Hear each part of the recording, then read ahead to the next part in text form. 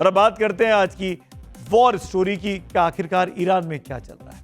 इस्लामाबाद में अमेरिका और ईरान के बीच टॉक्स फेल होने के झटके के साथ अमेरिकी राष्ट्रपति डोनाल्ड ट्रंप अभी उबर भी नहीं पाए थे कि यूरोप के हंगरी से भी कैसी खबर आई है जिससे ट्रंप की निजी हार माना जा रहा है। ऐसा लग रहा है कि राष्ट्रपति ट्रंप के दिन अच्छे नहीं चल रहे हैं। तमाम तिकड़म लगाने के बाद, मेहनत करने के बाद, जुगाड़ करने के बाद भी ट्रंप यहां 16 साल से जारी विक्टर ऑर्बन के साम्राज्य को ढहने से नहीं रोक पाए।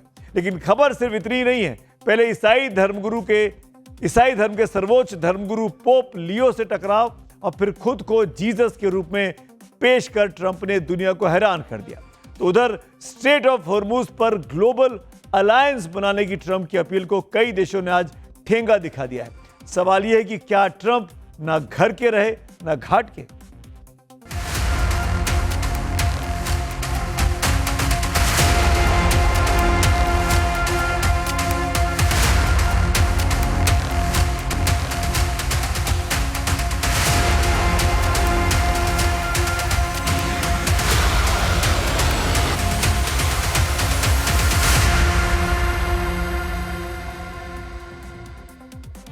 आज जियोपॉलिटिक्स में एक ऐसी तस्वीर सामने आई है जिसे देखकर दुनिया हैरान भी है और परेशान भी है। अमेरिका के राष्ट्रपति डोनाल्ड ट्रंप ने खुद को ईसा मसीह के रूप में पेश कर दिया।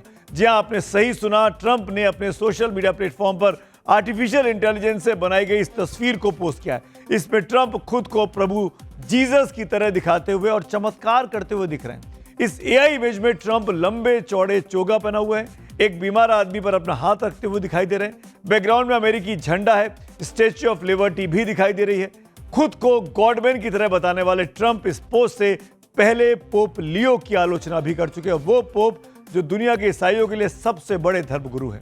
पश्चिम एशिया में जारी संघर्ष पर पोप लियो ने बातचीत और शांति की बात की थी, यानी ट्रंप के विपरीत लाइन ली थी। आपको बता दूं, इस बार जो पोप बने हैं वो अमेरिकन ही हैं, उनकी नागरिकता अमेरिकन है। इससे ट्रंप इतने बिफरे कि उन्होंने यहां तक कह दिया कि उन्हें ऐसा पोप नहीं चाहिए जो ये सोचे कि ईरान के पास परमाणु हथियार होना ठीक है।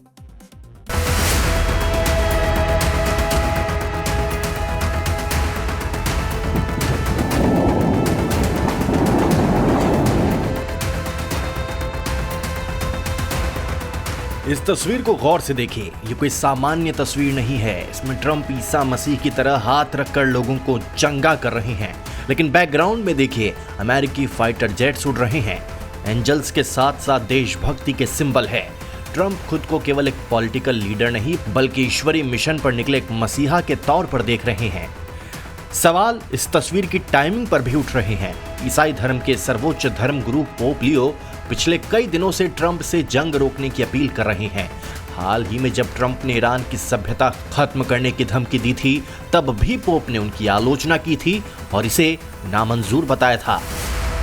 पहले सोशल मीडिया पोस्ट पर पोप को अपराध और विदेश नीति के लिहाज से बेहद कमजोर बताया। ट्रंप ने दावा किया कि पोप बनने के लिए लियो का नाम किसी लिस्ट में नहीं था और चर्च ने उन्हें केवल इसलिए पोप बनाया क्योंकि वे एक अमेरिकी थे। ट्रंप ने यहां तक कह दिया कि अगर वे व्हाइट हाउस में नहीं होते तो लियो वेटिकन में नहीं होते। ट्रंप का हर कदम एक नया बवंडर खड़ा करता है। पोप को चुनौती देना और खुद को मसीहा के रूप में दिखाना, यह जाहिर करता है कि ट्रंप की राजनीति अब किसी सीमा को नहीं मानती। इतिहास गवाह है, जब जब राजनीति और धर्म का घालमेल हुआ है, तब तब विवादों ने जन्म लिया है। अमेरिकी राष्ट्रपति डोनाल्ड ट्रंप को आज एक बड़ा झटका यूरोप के देश हंगरी की तरफ से उसकी जनता ने दिया है। बुडापेस्ट की सड़कों पर अब जो तस्वीर आप देखेंगे, ये जश्न ट्रंप के लिए किसी डरावने सपने से कम नहीं है। लेकिन जब चुनाव के नतीजे सामने आए तो पिछले 16 सालों से चले आ रहे विक्टर ऑर्बन का किला ढह गया। हंगरी में जश्न जारी है तो वहीं अटलांटिक के उस पार वॉशिंगटन डीसी में सन्नाटा पसरा है। सवाल है, आखिर क्यों ऑर्बन की हार ट्रंप की अपनी निजी हार बन चुकी है। दरअसल विक्टर ऑर्बन और उनका इलिबरल डेमोक्रेसी का मॉडल, इलिबरल एक लैटिन शब्द है। इलिबरल डेमोक्रेसी में चुनाव होते हैं, लोग वोट भी डालते हैं, लेकिन चुनाव की स्वतंत्रता और निष्पक्षता सवालों के घेरे में रहती है। हंगरी का इलिबरल डेमोक्रेसी ट्रंप और उनके समर्थकों के लिए दुनिया भर में एक ब्लूप्रिंट की तरह था। ऑर्बन की हार ने यह साबित कर दिया है कि सत्ता पर पकड़ बनाने के लिए मीडिया, न्यायपालिका और चुनावी तंत्र को मोड़ने वाली रणनीति हंगरी की जनता के सामने बेअसर हो गई। डोनाल्ड ट्रंप ने पब्लिक प्लेटफॉर्म पर ऑर्बन को अपना सबसे करीबी दोस्त और शक्तिशाली नेता बताकर समर्थन किया था। इतना ही नहीं, चुनाव से ठीक पहले उपराष्ट्रपति जेडी वेंस को बुडापेस्ट भेजकर एक तरह से ऑर्बन के समर्थन में वोट मांगने की अपील तक की थी। इस प्रत्यक्ष दखल के बावजूद ऑर्बन की हार ट्रंप के प्रभाव पर सीधा सीधा सवाल उठा रही है। ऑर्बन ट्रंप के उन चुनिंदा अंतर्राष्ट्रीय सहयोगियों में से एक थे जो उनके एजेंडे जैसे सख्त अप्रवासी विरोध नीतियां, यानी इमिग्रेंट्स को लेकर सख्त नीतियां, राष्ट्रवाद का पुरजोर समर्थन करने वाली नीतियां, ऑर्बन की विदाई से ट्रंप का ग्लोबल राइट विंग नेटवर्क कमजोर हुआ माना जा रहा है, जिससे उनका अंतर्राष्ट्रीय रसूख भी प्रभावित होना तय माना जा रहा है। पॉलिटिकल पंडित मानते हैं कि हंगरी के नतीजे अमेरिका में ट्रंप की पार्टी रिपब्लिकन के भविष्य के लिए भी एक तरीके का संकेत है। अगर ऑर्बन जैसा नेता, जिसने सत्ता को अपने अनुकूल बनाने के लिए सब कुछ किया, जनता के गुस्से से नहीं बच पाया, तो ये ट्रंप के समर्थकों के लिए एक चिंता का विषय है कि क्या ट्रंप मॉडल अमेरिका में अब उतना प्रभावी रहेगा जितना साल डेढ़ साल पहले था। महंगाई, बेरोजगारी और जेन जी का गुस्सा ये झेलना पड़ा ऑर्बन को, तभी वो 16 साल के बाद चुनाव हार गए।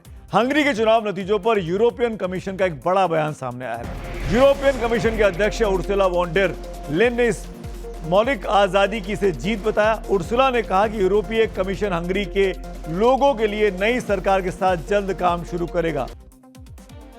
ट्रंप के खिलाफ आवाज अब अमेरिका से भी उठ रही है। टकर कार्लसन एक पत्रकार हैं, बड़े मशहूर, जो डोनाल्ड ट्रंप के करीबी माने जाते रहे। मेक अमेरिका ग्रेट अगेन की मूवमेंट के बड़े समर्थक वो ट्रंप के थे, लेकिन आजकल ट्रंप के साथ टकराव चल रहा है। ट्रंप एक तरीके से इजरायली पीएम नेतन्याहू के गुलाम बन गए हैं, ये कहना है टकर कार्लसन का। नेतन्याहू कहते हैं कि ट्रंप वही करते हैं, ये साफ साफ इल्जाम लगा रहे हैं टकर कार्लसन। और एक और बड़ी खबर आ रही है इस वक्त ईरान युद्ध से जुड़ी हुई। अमेरिका के सबसे भरोसेमंद सहयोगी ब्रिटेन ने स्ट्रेट ऑफ हॉर्मुज पर ट्रंप को रेड सिग्नल दिखा दिया है, मना कर दिया है। ब्रिटिश पीएम कीर स्टारमर ने कहा कि चाहे कितना भी दबाव हो, ब्रिटेन हॉर्मुज की नाकेबंदी में अमेरिका का साथ नहीं देगा। ट्रंप जबकि बार बार इस बारे में पैरोकारी कर रहे हैं। जाहिर से स्ट्रेट ऑफ हॉर्मुज को लेकर ट्रंप को लगातार झटके लग रहे हैं। हॉर्मुज को लेकर ट्रंप के ग्लोबल अलायंस के इन्विटेशन का क्या हश्र हुआ है, वो भी जरा आप देख लीजिए। Britain, Germany, Japan, Canada, Australia, Italy, Spain और नॉर्वे ने ट्रंप का प्रपोजल खारिज कर दिया है। तो वहीं फ्रांस इस अलायंस में शामिल होने को लेकर सोच समझकर कदम उठाना चाहता है, जबकि चीन, नीदरलैंड्स और दक्षिणी कोरिया की ओर से ट्रंप को कोई भी जवाब अब तक नहीं दिया गया, यानी ट्रंप अकेले पड़ते हुए दिखाई दे रहे हैं। स्ट्रेट ऑफ हॉर्मुज को लेकर चीन का भी एक बड़ा बयान अब सामने आया है। चीन ने एक बार फिर हॉर्मुज संकट के लिए इशारों में अमेरिका को जिम्मेदार ठहरा दिया। चीन ने कहा कि हॉर्मुज संकट की जड़ में ईरान युद्ध है और ट्रंप इसके लिए जिम्मेदार है। और अब वॉर की खबर से बाहर निकलकर एक देश की खबर पे आते हैं। आज संगीत की दुनिया में एक युग का अंत हो गया। तिरंगे में लपेटकर सलामी दी गई। महाराष्ट्र पुलिस ने उन्हें गार्ड ऑफ ऑनर दिया। बॉलीवुड के गायक और गायिकाओं ने उनका गाना अभी ना जाओ छोड़कर गाकर आशाताई को अलविदा कहा। अब वो हमारे बीच नहीं रही। और कार्यक्रम के आखिर में वक्त हो गया है पब्लिक व्यू का। पहला पब्लिक व्यू शांतनु गोस्वामी का है। बंगाल की राजनीति पर। बंगाल की सियासत में भीड़ बहुत है, पर अपनी अलग पहचान बनाने का दम हर किसी में नहीं है। ओवैसी अकेले से ही पर मुद्दों की सियासत और बेबाक आवाज के साथ मैदान में उतरे हैं। नोएडा में जो बवाल हुआ उस पर श्रुति ठाकुर का पोस्ट है। नोएडा में बवाल मचा हुआ है, सड़कों पर प्रदर्शन हो रहे हैं, मगर सवाल यह है कि आम जनता का क्या दोष है उसमें। इसी नोट पर आज मेरे साथ इतना ही। कल शाम मुलाकात होगी 6:57 पर। तब तक के लिए शुभ रात्रि।